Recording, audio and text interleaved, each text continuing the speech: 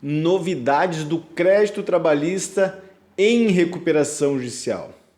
Eu sou Marcelo Andreato, advogado, professor universitário, licenciado e criador desse canal que pretende dividir com você conteúdos importantes de direito empresarial, especialmente de recuperação judicial.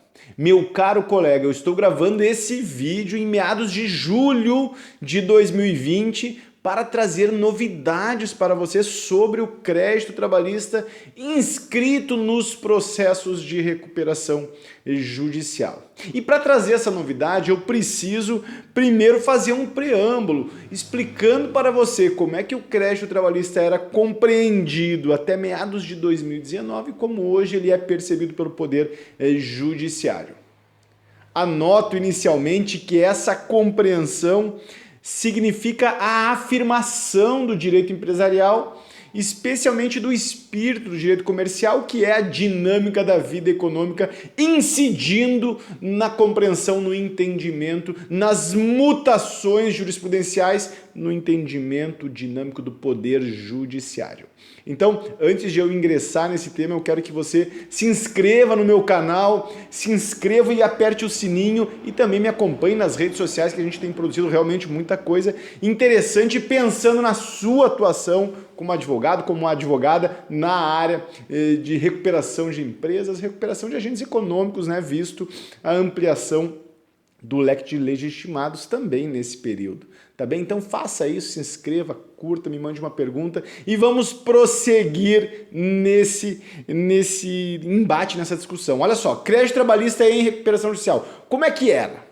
Até 2019, eu posso dizer que os advogados trabalhistas dormiam numa espécie de berço esplêndido, aguardando o primeiro ano após a homologação do PRJ para recebimento integral dos créditos incertos, dos créditos devidamente habilitados nas recuperações judiciais. Então, o trabalho convencional do advogado trabalhista era ter uma certa diligência na habilitação do crédito e, ao ver este crédito habilitado na classe 1, credor trabalhista, o advogado poderia ficar tranquilo, poderia dormir em berço esplêndido, porque tão logo a recuperação judicial fosse homologada, o plano de recuperação judicial fosse homologado pelo juiz, ele teria um ano para receber estes valores. Era assim que funcionava, fundamentado no artigo 54 da Lei 11.101, que dispõe que o crédito trabalhista deve ser alcançado, olha só,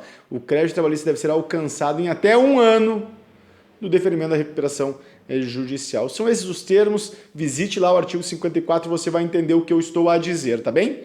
Mas, e aí a discussão nos tribunais era mais ou menos a seguinte: qualquer forma de flexibilização desse pagamento integral em até um ano era rechaçado pelo controle de legalidade que o Poder Judiciário tem a competência de realizar. Era isso que ocorria. Então, o advogado trabalhista, na realidade, não sabia muito sobre o processo de recuperação judicial, entendia mais ou menos como fazia a habilitação com o administrador judicial ou mesmo a impugnação ao quadro no processo. Na verdade, nem bem tinha essa distinção entre a habilitação e divergência na fase administrativa e a impugnação ao quadro de credores apresentado pelo administrador. Ele simplesmente juntava uma habilitação quando do cálculo feito e liquidado na justiça especializada e aguardava um ano para o recebimento desses valores integrais. Era esse o entendimento do Poder Judiciário. Há inclusive um vídeo meu explicando os detalhes deste entendimento. Ocorre que este entendimento mudou.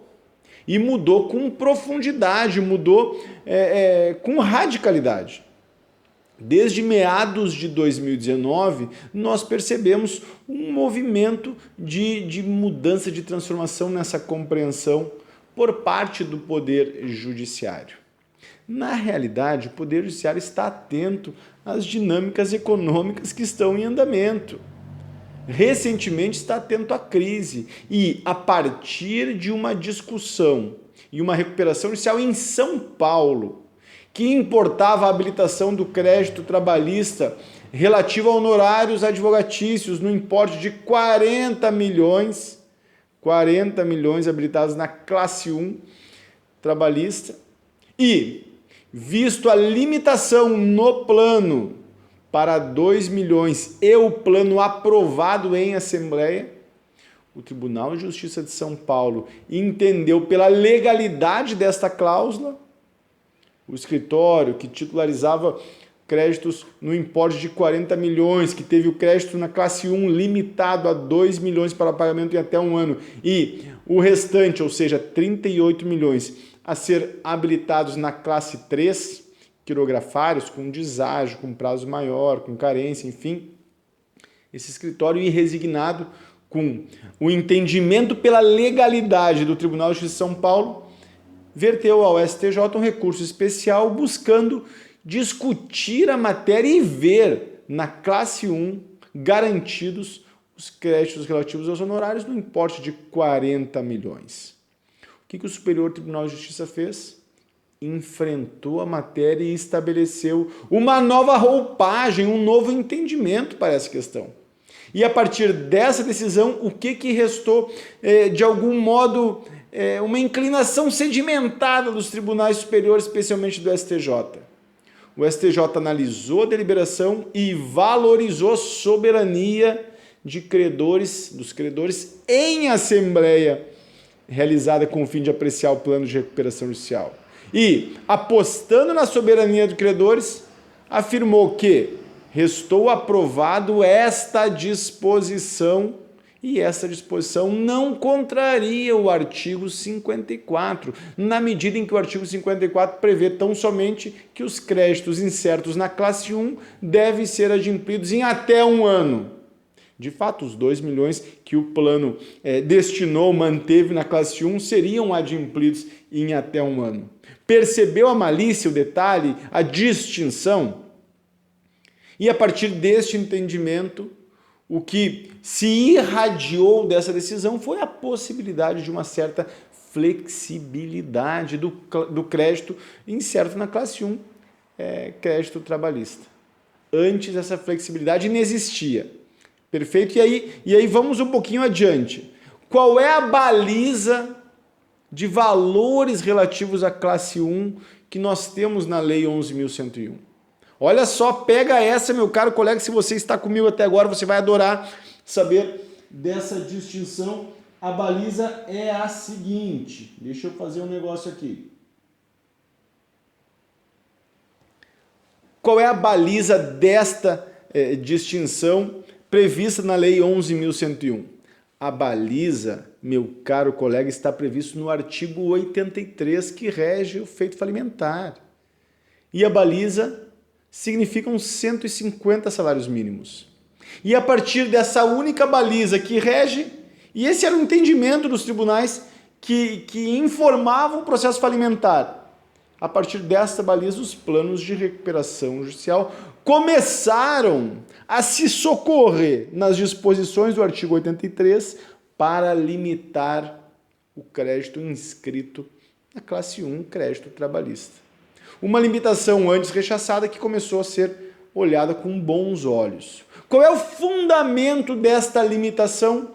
O fundamento dessa limitação é que a distinção, que a prioridade conferida ao crédito trabalhista decorre da necessidade alimentar, decorre da necessidade da família, decorre da necessidade do sujeito trabalhador de ver alcançados os valores relativos ao seu trabalho, aos alimentos. E aí o legislador estabeleceu um limite de 150 salários mínimos porque julgou razoável ter neste limite a compreensão acabada de verbas cuja necessidade dizem respeito a uma questão primária, alimentos. Então, se foi colocado isso no artigo 83 relativo à falência, os colegas trouxeram esta limitação para os planos de recuperação judicial e estes planos passaram desde meados de 2019 e neste ano 2020 passaram a constar a limitação de pagamento em até um ano na forma do artigo 54 de créditos trabalhistas limitados a 150 salários mínimos. Aí há também um detalhe importante. Esta limitação deve ser apreciada na Assembleia de Credores. Essa limitação deve ser objeto de deliberação pelo conjunto dos credores e, sendo aprovada, hoje há alta probabilidade do Poder Judiciário não se imiscuir nessa cláusula, não analisar essa cláusula do ponto de vista de eventual ilegalidade. Algo que antes era impensável, simplesmente impensável. Agora, veja bem e anote esse detalhe. Essa cláusula deve estar incerta no plano de recuperação judicial, esse é o primeiro detalhe, e o segundo detalhe, que esta cláusula deve ser aprovada.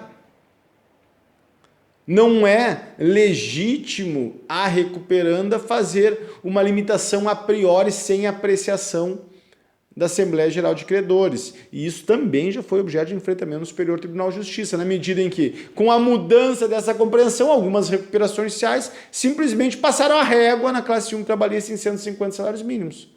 Nesse sentido, sem a devida apreciação dos credores, esta régua é nula de pleno direito. Perfeito? Então, deve ser objeto de apreciação. Qual é o problema do ponto de vista do titular desse direito que quer ver, titular do direito trabalhista, que tem valores mais expressivos que 150 salários mínimos? Qual é a dificuldade que passa a existir? O advogado que antes, como eu falei, em tom de brincadeira, você sabe o respeito que eu tenho pelos advogados, eu alimento diariamente uma reverência aos colegas que atuam e que dedicam as suas energias na advocacia, mas eu brinquei antes dizendo que o advogado trabalhista que ficava em berço esplêndido aguardando a homologação de 1 ano terá que se socorrer em outros recursos jurídicos incertos na Lei 11.101 se ele quiser alcançar algumas vantagens para o seu cliente no bojo do processo de recuperação judicial. O que eu quero dizer, sendo bem claro aqui, olhando no seu olho, quero lhe dizer o seguinte: se você é advogado trabalhista e antes não se preocupava com o processo de recuperação judicial porque acreditava que teria todos os valores inscritos alcançados em até 1 ano, não é mais assim. A partir de agora, você deverá se preocupar em analisar o plano de recuperação judicial e em buscar estratégias de ver melhor posicionar o seu cliente dentro do bojo do PRJ e também, eventualmente, articular um diálogo entre os credores, buscando alternativas ao plano de recuperação judicial. E dizendo isso, eu quero dizer, meu caro colega da seara trabalhista, você terá que entender com mais profundidade o processo de recuperação judicial, especialmente a construção do plano de recuperação judicial. Você terá que analisar a viabilidade econômica, se é viável ou não é viável, e discutir isso, seja nos autos, seja em assembleia. Você terá que discutir com colegas que atuam também nessa área trabalhista a possibilidade de se reunir e pensar enquanto classe, não individualmente, como acontece hegemonicamente. Enfim, você tem aí, ao mesmo tempo que uma limitação posta pela realidade, pela dinâmica econômica, você há de convir comigo que 40 milhões em uma recuperação judicial na classe 1 trabalhista, sem qualquer deságio, e a ser adimplida em até 1 ano, não é razoável, não há como se fazer frente, e é a partir desse tema que foi revisto o entendimento que nós estamos aqui dividindo com você. Então, a partir desse novo entendimento, ao mesmo tempo que há uma limitação a um conjunto de possibilidades que você, meu caro colega trabalhista, deverá refletir, deverá amadurecer, deverá conhecer para atuar com a devida diligência na defesa dos interesses do seu cliente. Então, mesmo que você não vá atuar nos processos de recuperação judicial como advogado de recuperanda ou mesmo como administrador judicial, mantendo a sua atuação como advogado de credor, eu quero lhe dizer, você terá mais trabalho. Você terá que entender os meandros da recuperação judicial e você terá que pensar estrategicamente a composição de grupos na sua própria classe e o diálogo com os seus colegas, com os trabalhadores que estão inscritos na classe 1, credores trabalhistas. Mais que isso, eventualmente, você terá que votar na classe 1 e, sendo à disposição do plano parte na classe 3, você terá que buscar e requerer votar também na classe em que você está sendo destinado, mas essa é uma outra discussão, não está sedimentado como isso ocorre, porque de fato você, ao ingressar em uma Assembleia de Credores, está na classe determinada no quadro de credores. Perfeito? Espero que você tenha compreendido a mudança que ocorreu recentemente. Espero que você tenha gostado desse vídeo, gostado dessas ponderações. Você sabe, eu estou construindo muito conteúdo atualizado, apresentando para você as mutações da jurisprudência sobre recuperação judicial, porque eu quero ver você atuando com qualidade, com competência nos processos de recuperação empresarial, recuperação de agentes econômicos, recuperação de produtor rural. Tá bem? Então, se você gostou, clique no gostei, naquela mão assim, né? Se inscreva nesse canal, se inscreva no sininho, aperte no sininho também, me acompanhe no Telegram, me acompanhe no Face, no Insta, porque eu estou dedicado a colocar você no mercado de recuperações judiciais ou ajudá-lo quando você tiver a necessidade de nele atuar. Tá bem? Grande abraço, estamos juntos.